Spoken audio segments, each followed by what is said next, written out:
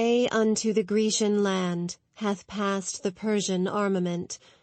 We by the monarch's high command, we are the warders true who stand, chosen for honour and descent, to watch the wealth of him who went, guards of the gold and faithful styled by Xerxes, great Darius's child. But the king went nor comes again, and for that host we saw depart, arrayed in gold, my boding heart aches with a pulse of anxious pain, presageful for its youthful king. No scout, no steed, no battle car comes speeding hitherward to bring news to our city from afar. Erewhile they went away, away, from Susa, from Ecbatana, from Kissa's time-worn fortress grey, passing to ravage and to war. Some upon steeds, on galleys some in close files they passed from home. All upon warlike errand bent. Amistris, Artaphernes went, Astaspes, Megabazes high, lords of the Persian chivalry, marshals who serve the great king's word, chieftains of all the mighty horde. Horsemen and bowmen streamed away, grim in their aspect, fixed to slay, and resolute to face the fray. With troops of horse careering fast, Mecistes, Artambaces passed, Emmaus too, the bowman brave, Sosthenes, Pheredacus drave, and others the all-nursing wave of Nilus to the battle gave. Came Susiscanes, warrior wild, and Pegastagon, Egypt's child. The brave Arsames from afar did holy Memphis launch to war. And Areomardus, high in fame, from Thebes the immemorial came, and oarsmen skilled from Nilus fen, a countless crowd of warlike men. And next the dainty Lydians went, soft rulers of a continent, Mitragathes and Arctaeus bold, in twin command their ranks controlled, and Sardis town that teems with gold, sent forth its squadrons to the war. Horse upon horse, and car on car, double and triple teams they rolled, in onset awful to behold. From Tmolus' sacred hill there came the native hordes to join the fray, and upon Hellas' neck to lay the yoke of slavery and shame. Mardon and Therubis were there, bright anvils for the foeman's spear. The Mysian dartmen sped to war, and the long crowd that onward rolled from Babylon enriched with gold. Captains of ships and archers skilled, to speed the shaft, and those who wield the scimitar, the eastern band, who by the great king's high command swept to subdue the western land. Gone are they, gone. Ah, well a day! The flower and pride of our array. And all the east land, from whose breast came forth her bravest and her best, craves longingly with boding dread. Parents for sons and brides new wed, for absent lords, and dated by day, shudder with dread at their delay. Ere now they have passed o'er the sea, the manifold host of the king. They have gone forth to sack and to burn, ashore on the westland they spring. With cordage and rope they have bridged the seaway of Helle, to pass o'er the strait that is named by thy name, O daughter of Athamas. They have anchored their ships in the current, they have bridled the neck of the sea. The shepherd and lord of the east hath bidden a roadway to be. From the land to the land they pass over, a herd at the high king's best. Some by the way of the waves, and some o'er the planking have pressed. For the king is a lord and a god. He was born of the golden seed that erst upon Danae fell. His captains are strong at the need. and dark is the glare of his eyes, as eyes of a serpent blood-fed, and with manifold troops in his train, and with manifold ships hath he sped. Yea, sped with his Syrian cars, he leads on the lords of the bow, to meet with the men of the west, the spear-armed force of the foe. Can any make head and resist him when he comes with the roll of a wave? No barrier nor phalanx of might, no chief, be he ever so brave, for stern is the onset of Persia, and gallant her children in fight. But the guile of the god is deceitful, and who shall elude him by flight? And who is the lord of the leap, that can spring in a line and evade? For a Tay eludes and allures, till round him the meshes are laid, and no man his doom can escape. It was writ in the rule of high heaven, that in tramp of the steeds and in crash of the charge, the war cry of Persia be given. They have learned to behold the forbidden, the sacred enclosure of sea, where the waters are wide and in stress of the wind the billows roll hoary to lee. And their trust is in cable and cordage, too weak in the power of the blast. And frail are the links of the bridge, whereby unto Hellas they passed. Therefore my gloom-wrapped heart is rent with sorrow for what may hap tomorrow. Alack for all the Persian armament! Alack, lest there be sent dread news of desolation, Zeus's land, bereft, forlorn, unmanned. Lest the grey Kysian fortress echo back the wail, alack, alack! The sound of women's shriek who wail and mourn, with fine spun raiment torn. The charioteers went forth nor come again, and all the marching men, even as a swarm of bees, have flown afar, drawn by the king to war. Crossing the sea bridge, linked from side to side, that doth the waves divide. And the soft bridal couch of bygone years is now bedewed with tears. Each princess clad in garments delicate wails for her widowed fate.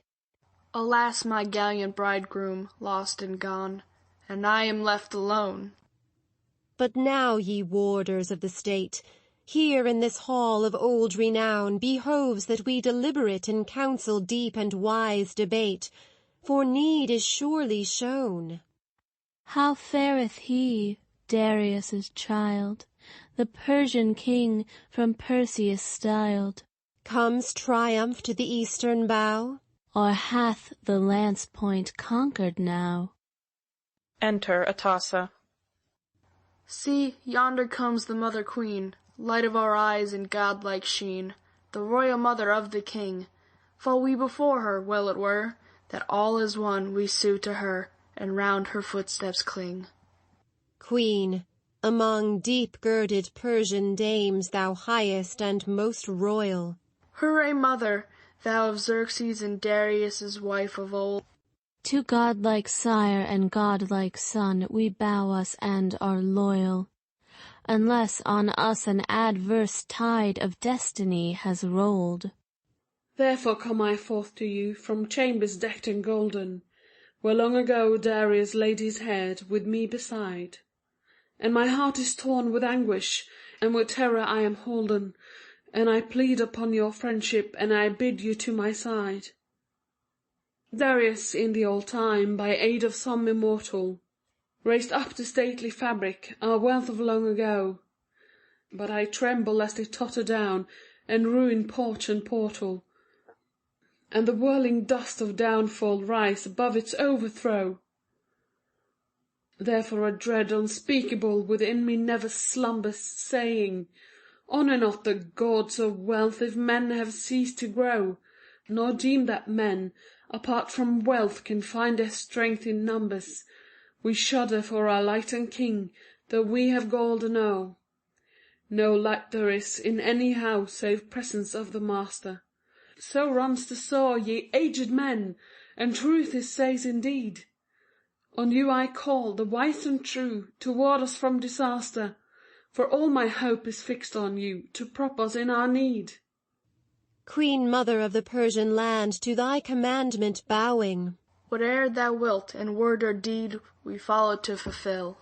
Not twice we need thine high behest, our faith and duty knowing. In counsel and in act alike, thy loyal servants still. Long while by various visions of the night am I beset since to Ionian lands. With marshalled host my son went forth to war, yet never saw I presage too distinct, as in the night now past. Attend my tale! A dream I had, two women nobly clad, came to my sight, one robed in Persian dress, the other vested in the Dorian garb, and both right stately and more tall by far than women of to-day, and beautiful beyond disparagement, and sisters sprung, both of one race, but by their natal lot, one born in Hellas, one in Eastern land.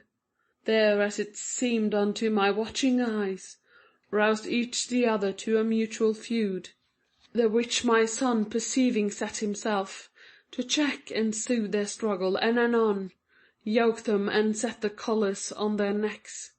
And one, the Ionian, proud in this array, paced in high quietude, and lent her mouth, obedient to the guidance of the rein, but restively the other strove, and broke the fittings of the car, and plunged away, with mouth unbitten, o'er their broken yoke. My son was hurled, and lo! Darius stood, in lamentations over his fallen child. Him Xerxes saw, and rent his robe in grief. Such was my vision of the night now past. But when arising I had dipped my hand in the fair lustral stream, I drew towards the altar in the act of sacrifice, having in mind to offer, as their due, the sacred meal-cake to the averting powers, lords of the right that banisheth ill dreams. When lo! I saw an eagle fleeing fast to Phoebus' shrine. O friends, I stayed my steps, too scared to speak, for close upon his flight a little falcon dashed in winged pursuit, plucking with claws the eagle's head, while he could only crouch and cower and yield himself. Scared was I by that sight, and eke to you no less a terror must it be to hear. For mark this well, if Xerxes have prevailed, he shall come back the wonder of the world. If not, still none can call him to account, so he but live, he liveth Persia's king. Queen, it stands not with my purpose to abet these fears of thine, nor to speak with glazing comfort, nay, betake thee to the shrine. If thy dream foretold disaster, sue to gods to bar its way, and for thyself, son, state, and friends, to bring fair fate to-day. Next unto earth and to the dead be due libation poured, and by thee let Darius' soul be wistfully implored. I saw thee, Lord, in last night's dream, a phantom from the grave. I pray thee, Lord, from earth beneath come forth to help and save. To me and to thy son send up the bliss of triumph now, and hold the gloomy fates of ill dim in the dark below. Such be thy words, my inner heart good tidings doth foretell, and that fair fate will spring thereof, if wisdom guide us well. Loyal thou that first hast read this dream, the vision of the night, with loyalty to me, the queen, be then thy presage right. And therefore, as thy bidding is, what time I pass within, to dedicate these offerings, new prayers I will begin, alike to gods and the great dead who loved our lineage well. Yet one more word, say, in what realm do the Athenians dwell? Far hence, even where in evening land goes down our Lord the sun. Say, had my son so keen desire that region to overrun? Yea, if she fell, the rest of Greece were subject to our sway. Hath she so great predominance such legions in array? Ay, such a host as smote us sore upon an earlier day. And what has she besides her men, enow of wealth in shore? A mine of treasure in the earth, a fount of silver ore. Is it in skill of bow and shaft that Athens' men excel? Nay, they bear buckles in the fight, and thrust the spear point well. And who is shepherd of their host, and holds them in command? To no man do they bow as slaves, nor own a master's hand. How should they bide our brunter war, the east upon the west? That could Darius's valiant horde in days of yore attest. A boding word to us who bore the men now far away. Nay, as I dream, the very truth will dawn on us today. A Persian by his garb and speed, a courier draws anear. He bringeth news of good or ill for Persia's land to hear. Enter a messenger. O walls and towers of all the Asian realm, O Persian land, O treasure house of gold, how by one stroke down to destruction down hath sunk our pride, and all the flower of war that once was Persia's lieth in the dust.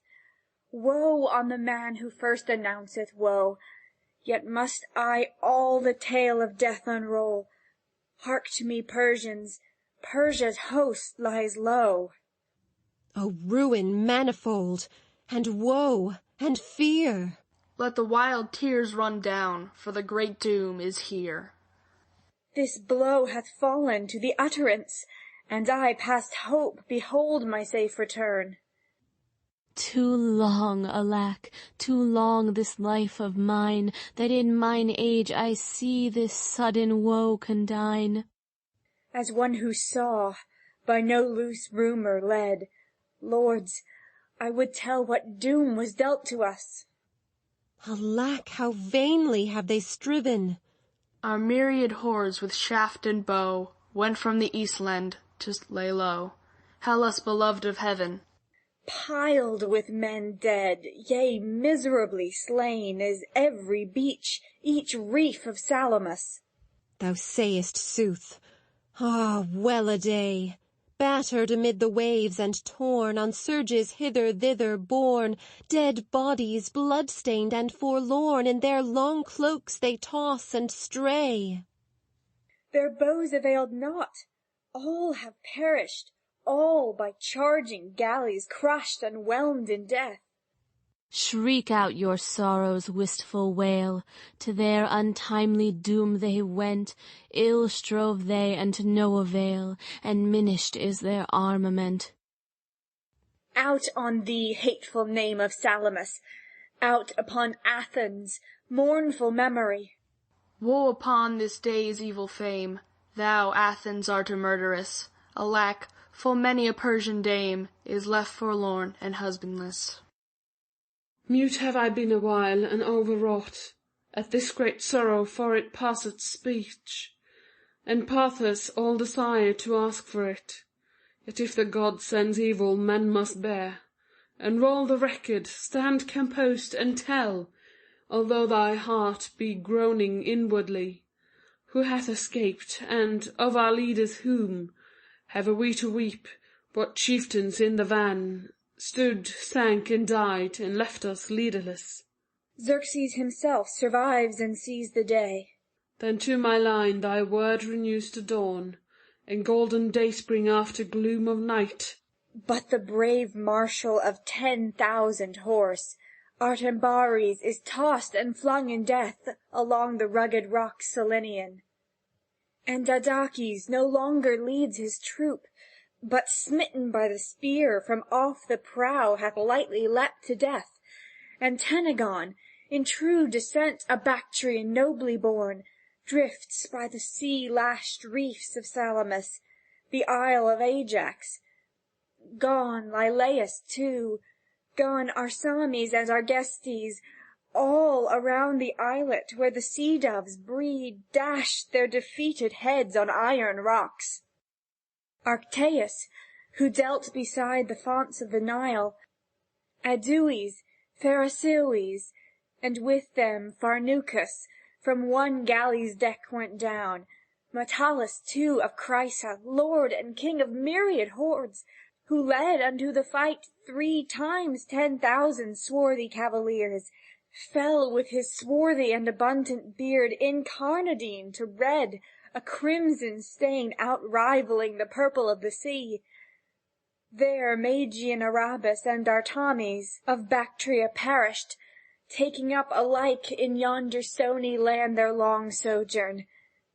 A mistress, too, he whose strenuous spear was foremost in the fight.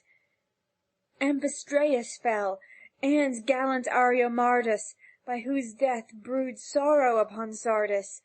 Mysia mourns for Sisames, and Tharubis lies low, commander he of 5 times 50 ships, born in Lyrnessus.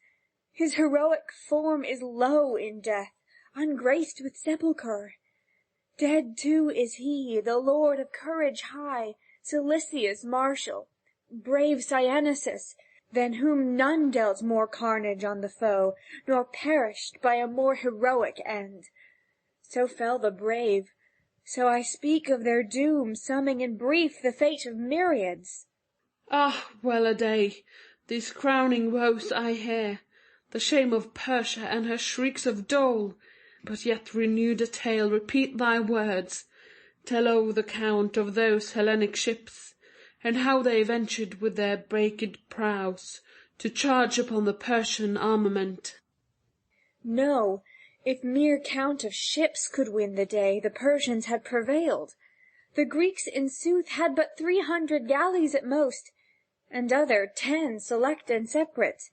But I am witness, Xerxes held command of full 1,000 keels, and those apart 200 more, and 7 for speed renowned. So stands the reckoning. And who shall dare to say we Persians had the lesser host? Nay, we were boasted by an unseen power, who swayed the balance downward to our doom. In the ward of heaven doth Pallas' city stand. How then is Athens yet inviolate? While her men live, her bulwark standeth firm. Say, how began the struggle of the ships? Who first joined issue did the Greeks attack? Or Xerxes in his numbers confident? O Queen, our whole disaster thus befell, through intervention of some fiend or fate, I know not what, that had ill will to us.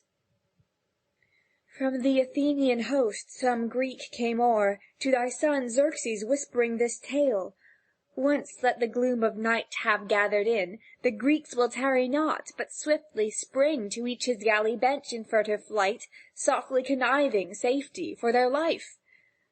Thy son believed the word, and missed the craft of that Greek foeman, and the spite of heaven, and straight to all his captains gave this charge.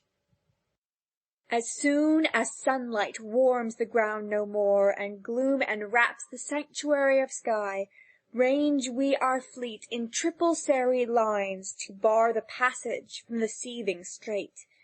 This way and that, let other ships surround the isle of Ajax with this warding word, that if the Greeks their jeopardy should scape by wary craft, and win their ships a road, each Persian captain shall his failure pay by forfeit of his head.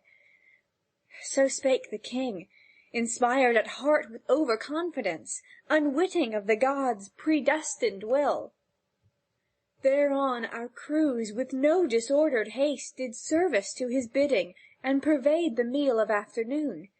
Each rower then over the fitted rowlock looped his oar.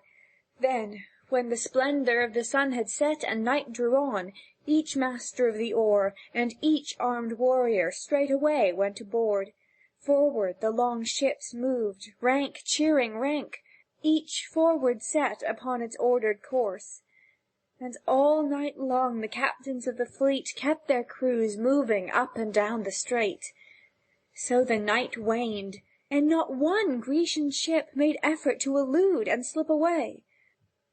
But as dawn came, and with her coursers white shone in fair radiance over all the earth, first from the Grecian fleet rang out a cry, a song of onset, and the island crags re-echoed to the shrill exulting sound.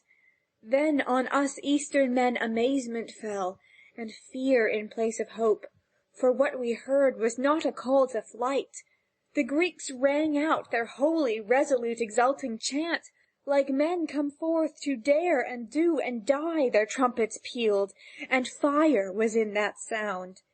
And with the dash of simultaneous oars replying to the war chant, on they came, smiting the swirling brine, and in a trice they flashed upon the vision of the foe. The right wing first in orderly advance came on, a steady column. Following then the rest of their array moved out anon, and to our ears there came a burst of sound, a clamour manifold. On, sons of Greece, on for your country's freedom, strike to save wives, children, temples of ancestral gods. Graves of your fathers, now all is at stake. Then from our side swelled up the mingled din of Persian tongues, and time brooked no delay. Ship into ship drave hard its brazen beak, with speed of thought a shattering blow. And first one Greek bark plunged straight and sheared away bowsprit and stem of a Phoenician ship. And then each galley on some other's prow came crashing in. Awhile our stream of ships held onwards, till within the narrowing creek our jostling vessels were together driven, and none could aid another. Each on each drave hard their brazen beaks, or break away the oar-banks of each other, stern to stern, while the Greek galleys, with no lack of skill, hemmed them and battered in their sides. And soon the hulls rolled over, and the sea was hid, crowded with wrecks and butchery of men. No beach or reef was but with corpses strewn, and every keel of our barbarian host hurried to flee in utter disarray. Thereon the foe closed in upon the wrecks, and hacked and hewed with oars and splintered planks, as fishermen hack tunnies or a cast of netted dolphins, and the briny sea, raging with the screams and shrieks of dying men, until the night's dark aspect hid the scene. Had I 10 days' time to sum that count of carnage, 'twere too little. Know this well, one day ne'er saw such myriad forms of death. Woe on us, woe! Disaster's mighty sea hath burst on us and all the Persian realm. Be well assured, the tale is but begun. The further agony that on us fell doth twice outweigh the sufferings I have told. Nay, what disaster could be worse than this? Say on, what woe upon the army came, swaying the scale to a yet further fall?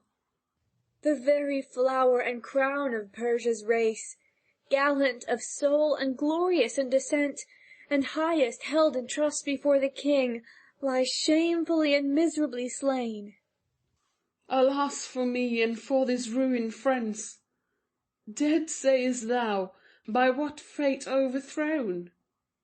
An islet is there, fronting Salamis, straight and with evil anchorage. Thereon Pan treads the measure of the dance he loves along the sea-beach. Thither the king sent his noblest, that whene'er the Grecian foe should scape with shattered ships unto the isle, we might make easy prey of fugitives and slay them there, and from the washing tides rescue our friends. It fell out otherwise than he divined, for when by aid of heaven the Hellenes held the victory on the sea, their sailors then and there begirt themselves with brazen mail and bounded from their ships, and then enringed the islet, point by point, so that our Persians in bewilderment knew not which way to turn. On every side, battered with stones, they fell, while arrows flew from many a string, and smote them to death. Then at last, with simultaneous rush, the foe came bursting on us, hacked and hewed to fragments all that miserable band, till not a soul of them was left alive.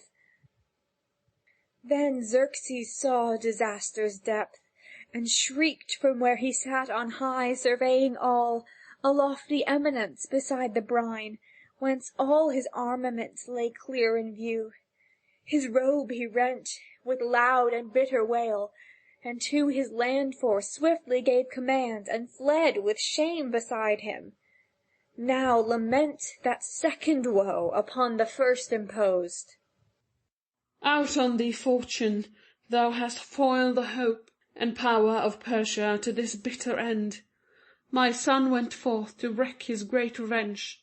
On famous Athens all too few they seemed, our men who died upon the fennel field. Vengeance for them my son had mind to take, and drew on his own head these whelming woes. But thou say on the ships that 'scaped from wreck, where didst thou leave them? Make thy story clear. The captains of the ships that still survived fled in disorder, scudding down the wind, while our land force on Boeotian soil fell into ruin, some beside the springs dropping before they drank, and some outworn, pursued, and panting all their life away. The rest of us our way to Phocis won, and thence to Doris and the Melian Gulf, where the soft stream Spercheius laves the soil. Thence to the northward did Pitheotis' plain, and some Thessalian fortress lend us aid, for famine pinched we were, and many died of drought and hunger's twofold present scourge. Thence to Magnesia we came, and the land where Macedonians dwell, and crossed the ford of Axius, and Bolbi's reedy fen, and Mount Pangaeus in Edonian land. There, in the very night we came, the god brought winter ere its time from bank to bank, freezing the holy Strymon's tide. Each man who heretofore held lightly of the gods now crouched and proffered prayer to earth and heaven.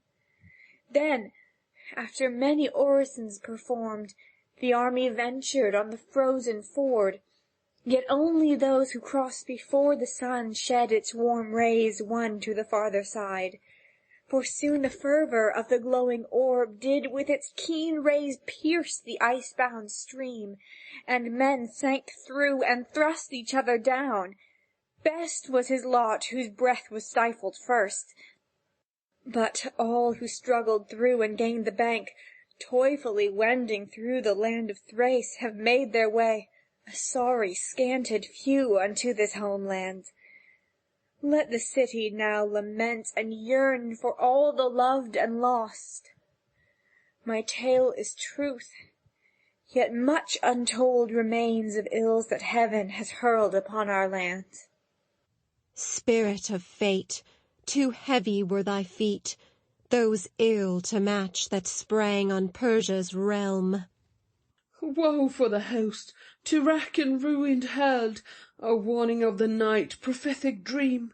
Thou didst foreshadow clearly all the doom, while ye old men made light of woman's fears. Ah well, yet as your divination ruled, the meaning of this sign I hold it good. First that I put up prayer unto the gods, and after that forth from my palace bring the sacrificial cake, the offering due to earth and to the spirits of the dead. Too well I know it is a timeless rite over a finished thing that cannot change, but yet I know not there may come of it alleviation for the aftertime.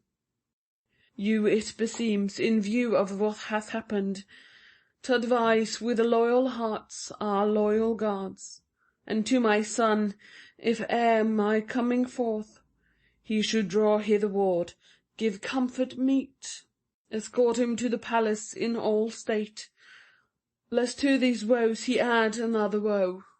Exit Atossa. End of Part 1.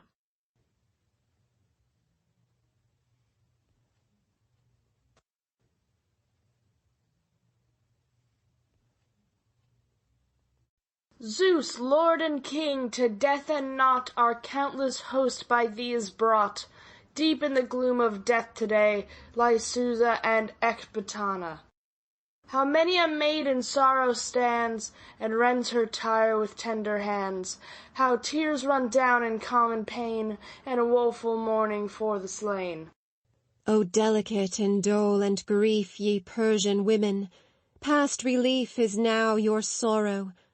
To the war your loved ones went, and come no more. Gone from you is your joy and pride, severed the bridegroom from the bride. The wedded couch luxurious is widowed now, and all the house pines ever with insatiate sighs. And we stand here and bid arise for those who forth in ardour went, and come not back, the loud lament. Land of the East, thou mournest for the host, bereft of all thy sons, alas the day! For them whom Xerxes hath led, Xerxes lost. Xerxes who wrecked the fleet and flung our hopes away. How came it that Darius once controlled, and without scathe, the army of the bow, loved by the folk of Susa, wise and bold? Now is the land force lost, the shipmen sunk below. Ah, for the ships that bore them, woe is me! Bore them to death and doom. The crashing prows of fierce Ionian oarsmen swept the sea, and death was in their wake, and shipwreck murderous. Late, late, and hardly, if true tales tell they, did Xerxes flee along the wintry way and snows of Thrace. But the first who fell lie by the rocks or float upon Caicrea's bay. Mourn, each and all, waft heavenward your cry, stung to the soul. Bereaved, disconsolate, wail out your anguish till it pierce the sky, in shrieks of deep despair, ill-omened, desperate. The dead are drifting, yea, are gnawed upon by voiceless children of the stainless sea, or battered by the surge. We mourn and groan for husbands gone to death, for childless agony. Alas, the aged men who mourn today, the ruinous sorrows that the gods ordained.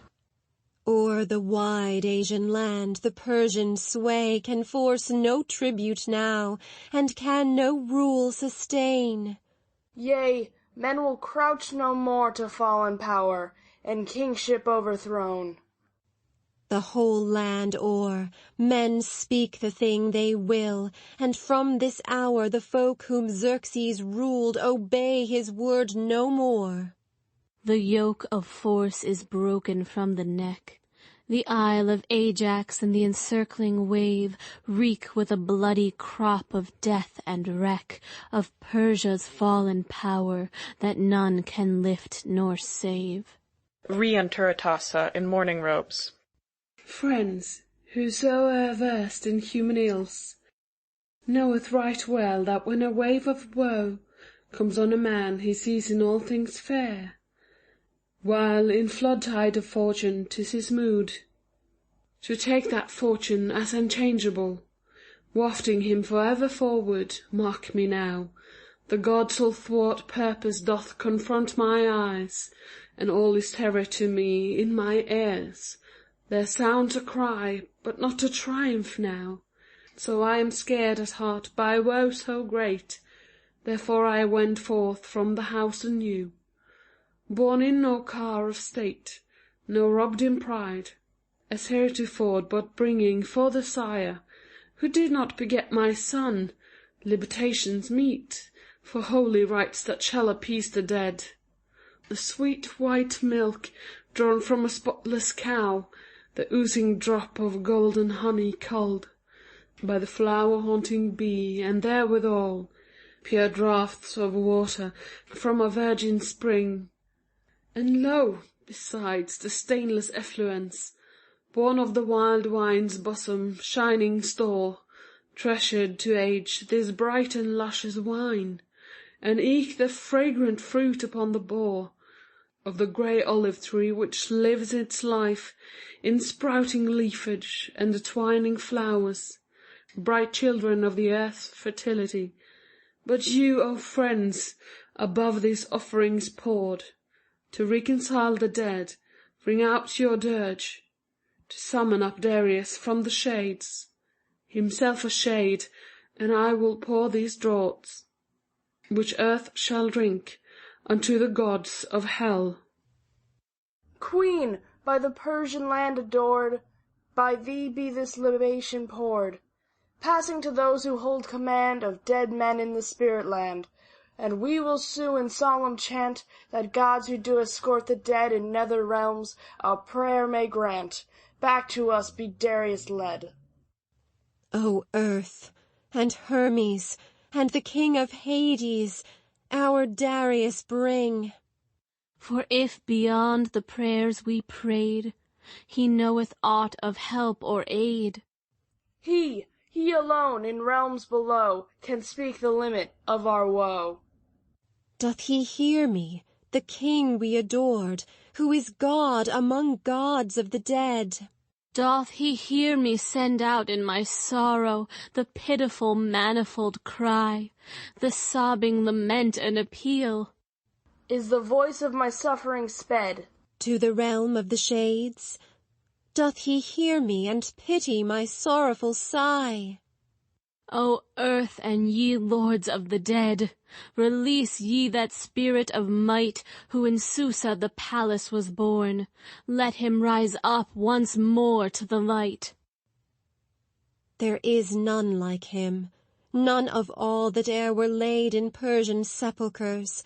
Born forth he was to honoured burial, a royal heart, and followed by our tears. God of the dead, O give him back to us, Darius, ruler glorious. He never wasted us with reckless war, God, counselor and king beneath a happy star. Ancient of days and king, awake and come, rise o'er the mounded tomb. Rise, plant thy foot with saffron sandal shod, Father to us and God. Rise with thy diadem, O sire benign, upon thy brow. List to the strange new sorrows of thy line, sire of a woeful son. A mist of fate and hell is round us now, and all the city's flower to death is done. Alas, we wept thee once, and weep again. O Lord of lords, by recklessness twofold, the land is wasted of its men, and down to death are rolled wreckage of sail and oar, ships that are ships no more, and bodies of the slain. The ghost of Darius rises.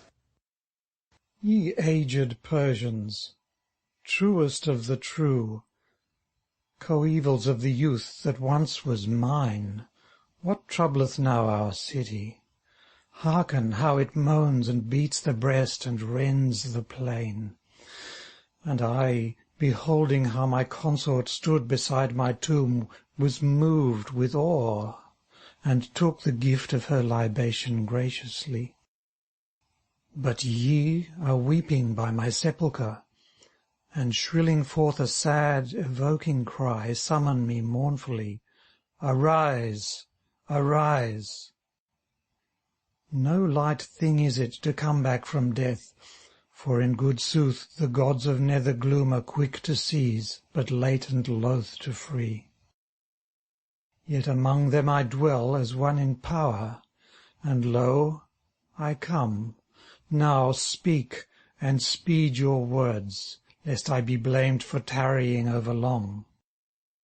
What new disaster broods o'er Persia's realm?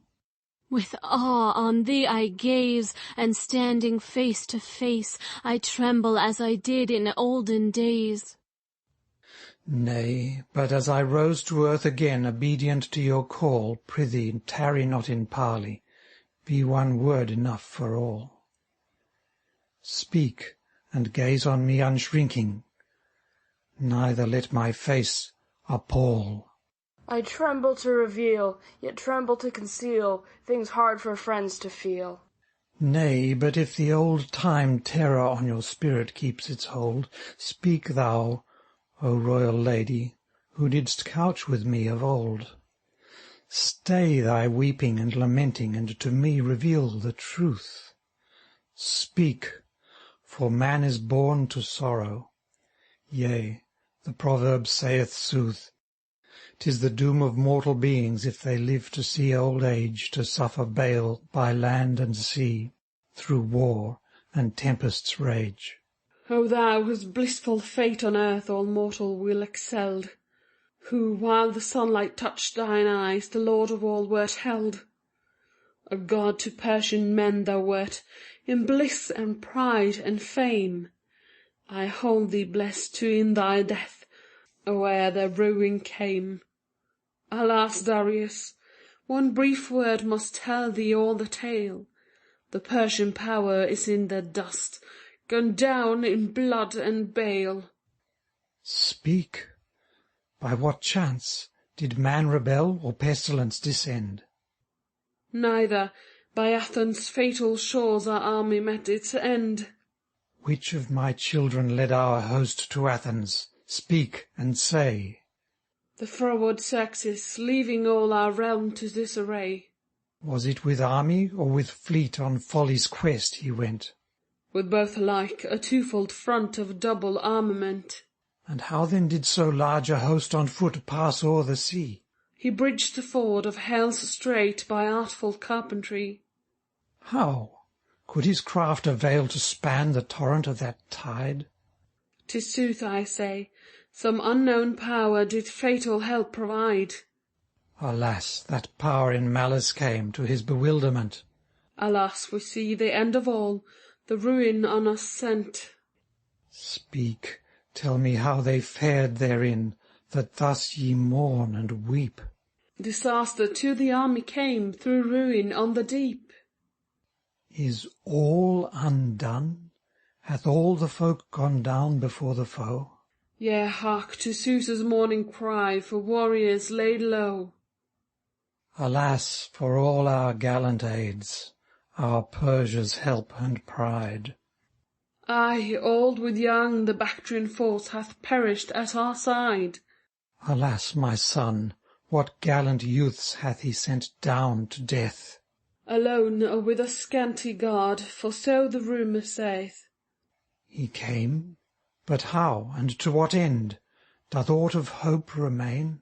With joy he reached the bridge that spanned the Hellespontine main. How?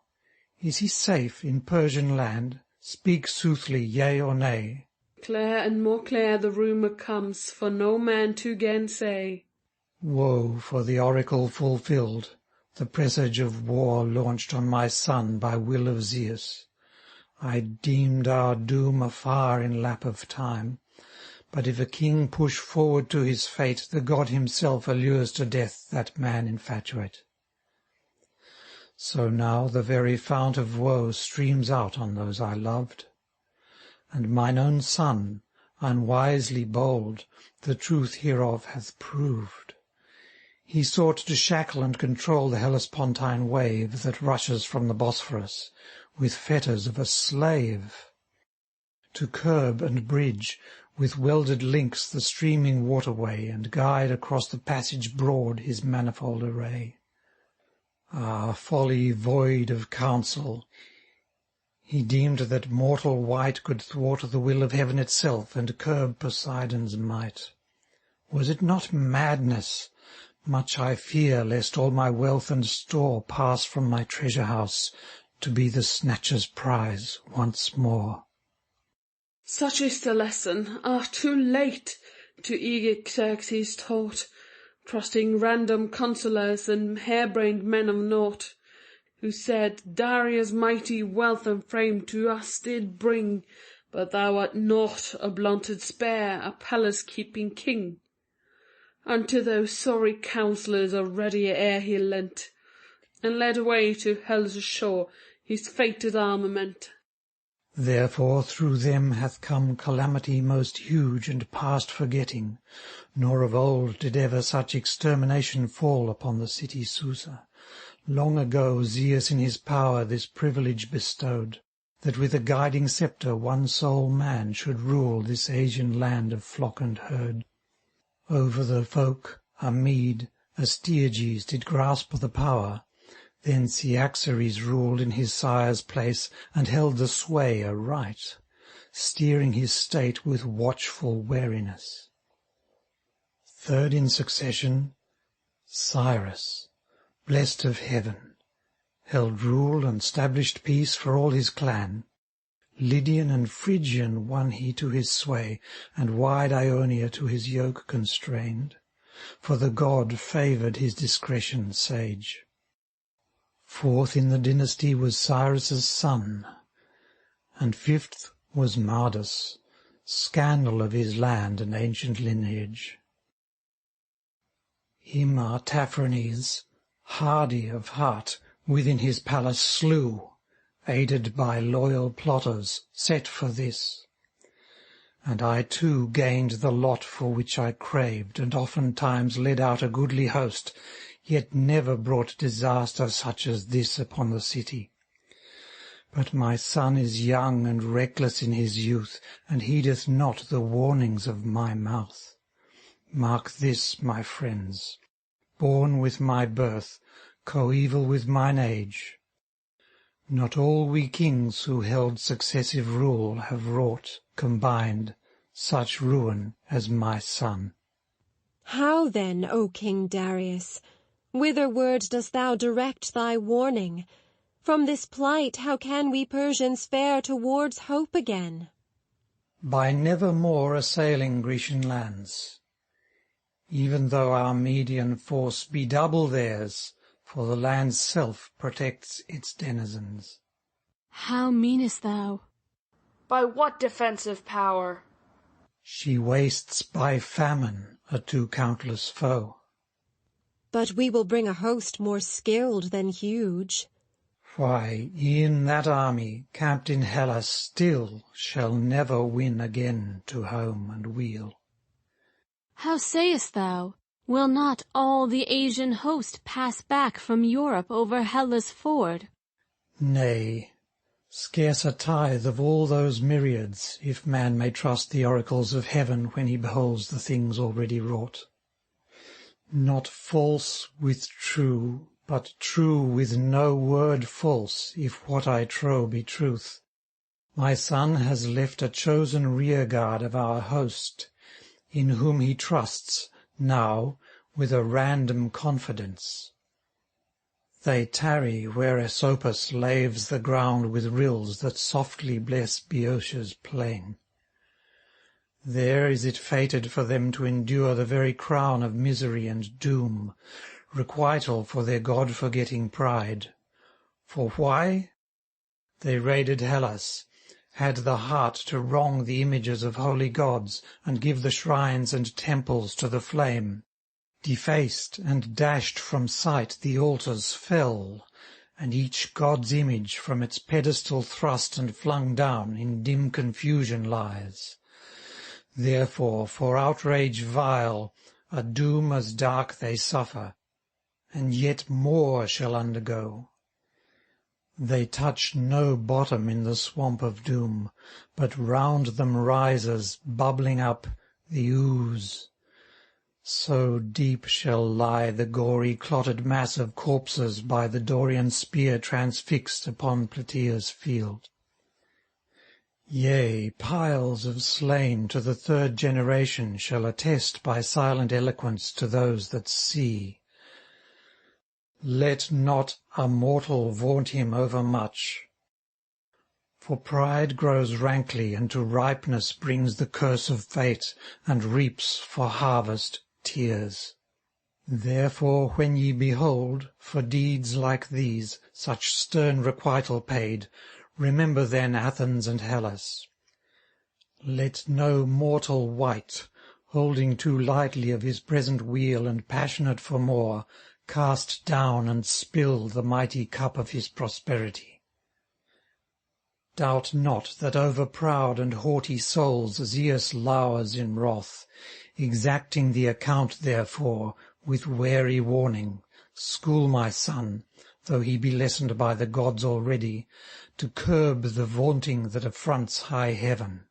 And thou, O venerable mother queen, beloved of Xerxes, To the palace pass, and take therefrom such raiment as befits thy son, and go to meet him, for his garb in this extremity of grief hangs rent around his body, woefully unstitched, mere tattered fragments of once royal robes. Go thou to him, speak soft and soothing words. Thee and none other will he bear to hear, as well I know. But I must pass away from earth above unto the nether gloom. Therefore, old men, take my farewell, and clasp, even amid the ruin of this time, unto your souls the pleasure of the day. For dead men have no profit of their gold. The ghost of Darius sinks. Alas, I true with pain for Persia's woes, many fulfilled and others hard at hand. O spirit of the race, what sorrows crowd upon me, and this anguish stings me worst, that round my royal son's dishonoured form hang rags and tatters, degradation deep. I will away, and bringing from within a seemly royal robe, will straightway strive to meet and greet my son. Foul scorn it were to leave our dearest in his hour of shame. Exit Atossa. Ah, glorious and goodly they were, the life and the lot that we gained, the cities we held in our hand when the monarch invincible reigned. The king that was good to his realm, sufficing, fulfilled of his sway, a lord that was peer of the gods, the pride of a bygone day. Then could we show to the skies great hosts and a glorious name, and laws that were stable in might, as towers they guarded our fame. There without woe or disaster we came from the foe and the fight, in triumph enriched with the spoil, to the land and the city's delight. What towns ere the Halys he passed, what towns ere he came to the west, to the main and the isles of Strymon, and the Thracian region possessed. And those that stand back from the main, enriched by their fortified wall, gave o'er to Darius the king the sceptre and sway over all. Those, too, by the channel of Helle, where southward it broadens and glides. By the inlet, Propontis of thee, and the strait of the Pontic tides, and the isles that lie fronting our seaboard. And the east land looks on each one, Lesbo and Chios and Paros and Samos with olive trees grown. And Naxos, and Mykonos' rock, and Tinos with Andros hard by, and isles that in midmost Aegean, aloof from the continent, lie. And Lemnos and Icaros hold, all these to his sceptre were bowed, and Cnidos and neighbouring roads. And Soli and Paphos the proud, and Cyprian Salamis, name child of her who hath wrought us this wrong. Yea, and all the Ionian tract, where the Greek-born inhabitants throng, and the cities are teeming with gold. Darius was lord of them all. And great by his wisdom he ruled, and ever there came to his call, in stalwart array and unfailing, the warrior chiefs of our land. And mingled allies from the tribes who bowed to his conquering hand. But now there are none to gainsay that the gods are against us. We lie subdued in the havoc of wreck, and whelmed by the wrath of the sky. Enter Xerxes in disarray. Alas, the day that I should fall into this grimmest fate of all, this ruin doubly unforeseen. On Persia's land what power of fate descends? What louring gloom of hate? How shall I bear my teen? My lips are loosened where they stand, where I behold this aged band. O God, I would that I too, I, among the men who went to die, were whelmed in earth by fate's command. Ah, well-a-day, my king! Ah, woe for all our heroes' overthrow! For all the gallant host's array, for Persia's honours passed away. For glory and heroic sway mown down by Fortune's hand today. Hark, how the kingdom makes its moan, for youthful valor lost and gone, by Xerxes shattered and undone. He hath crammed the maw of hell with bowmen brave who nobly fell, their country's mighty armament, 10,000 heroes deathward sent. Alas for all the valiant band! O King and Lord, thine Asian land down, down upon its knee is bent. Alas, a lamentable sound, a cry of ruth, for I am found a curse to land and lineage, with none my sorrow to assuage. Alas, a death song desolate I send forth for thy homecoming, a scream, a dirge of woe and fate, such as the Asian mourners sing, a sorry and ill-omened tale of tears and shrieks and Eastern wail. Aye, launch the woeful sorrow's cry, the harsh, discordant melody, for lo, the power we held were sure hath turned to my discomfiture. Yea, dirges, dirges manifold, will I send forth for warriors bold, for the sea's sorrow for our host. The city mourns, and I must wail, with plashing tears our sorrow's tale, lamenting for the loved and lost. Alas, the god of war, who sways the scales of fight in diverse ways, gives glory to Ionia. Ionian ships in fenced array have reaped their harvest in the bay, a darkling forest field of fate, a sea, a shore of doom and hate. Cry out and learn the tale of woe. Where are thy comrades? Where the band who stood beside thee hand in hand a little while ago?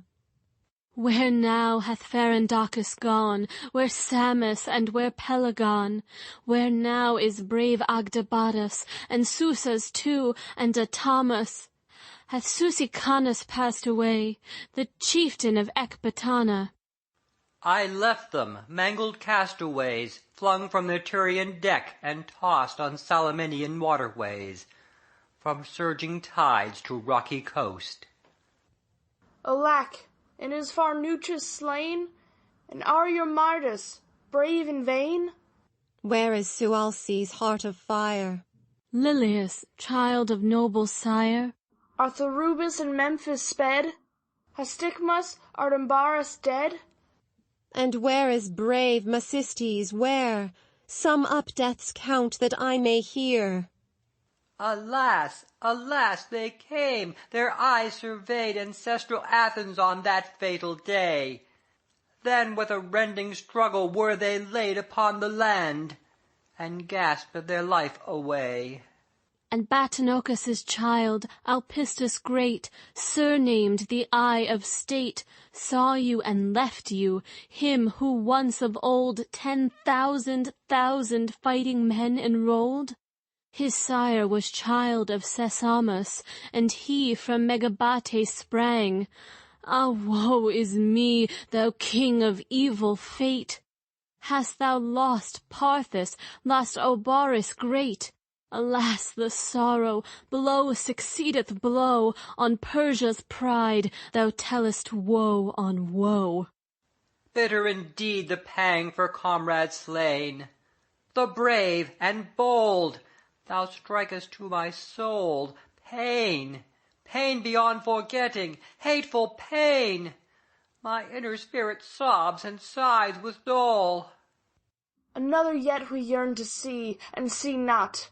Ah, thy chivalry, Xanthus, thou chief of Mardian men countless, and thou, Archardas bright, and ye whose cars controlled the fight, Arsaces and Iaxus white, Candidactas, Lithamanus dear, and Ptolemus greedy for the spear. I stand bereft, not in thy train come they, as erst. Ah, ne'er again shall they return unto our eyes, car-borne 'neath silken canopies. Yea, gone are they who mustered once the host. Yea, yea, forgotten, lost. Alas, the woe and cost! Alas, ye heavenly powers, ye wrought a sorrow past belief, a woe of woes the chief. With aspect stern upon us Ate looms. Smitten are we, time tells no heavier blow. Smitten, the doom is plain. Curse upon curse, and pang on pang we know. With the Ionian power we clashed in evil hour. Woe falls on Persia's race, yea, woe again, again. Yea, smitten am I, and my host is all to ruin hurled. Yea, verily, and mighty wreck hath sunk the Persian world. Holding up a torn robe and a quiver. See you this tattered rag of pride? I see it well a day. See you this quiver? Say, hath aught survived and scaped the fray? A store for darts it was erewhile. Remain but 2 or 3. No aid is left. Ionian folk such darts unfearing see. Right resolute they are. I saw disaster unforeseen. Speakest thou of wreck, of flight, of carnage that hath been? Yea, and my royal robe I rent in terror at their fall. Alas, alas. Yea, thrice alas. For all have perished, all. Ah, woe to us! Ah, joy to them who stood against our pride. And all our strength is minished and sundered from our side. No escort have I. Nay, thy friends are whelmed beneath the tide. Wail, wail the miserable doom, and to the palace hie. Alas, alas. And woe again. Shriek, smite the breast as I. An evil gift, a sad exchange of tears poured out in vain. Shrill out your simultaneous wail. Alas, the woe and pain! Oh, bitter is this adverse fate. I voice the moan with thee. Smite, smite thy bosom, groan aloud for my calamity. I mourn and am dissolved in tears. Cry, beat thy breast amain. O king, my heart is in thy woe. Shriek, wail, and shriek again. Oh, agony! A blackening blow. A grievous stripe shall fall. Yea, beat anew thy breast, ring out the doleful Mysian call. An agony, an agony. Pluck out thy whitening beard. By handfuls, aye, by handfuls, with dismal teardrops smeared. Sob out thine aching sorrow. I will thine best obey. With thine hands rend thy mantle's fold. Alas, woe worth the day. With thine own fingers tear thy locks. Bewail the armies weird. By handfuls, yea, by handfuls, with tears of dole besmeared. Now let thine eyes find overflow. I wend in wail and pain. Cry out for me an answering moan. Alas, alas, again. Shriek with a cry of agony, and lead the doleful train. Alas, alas, the Persian land is woeful now to tread. Cry out and mourn, the city now doth wail above the dead. I sob and moan. I bid ye now be delicate in grief. Alas, the Persian land is sad and knoweth not relief. Alas, the triple banks of oars, and those who died thereby. Pass, I will lead you. Bring you home with many a broken sigh. Exeunt. End of Part 2. End of The Persians by Aeschylus.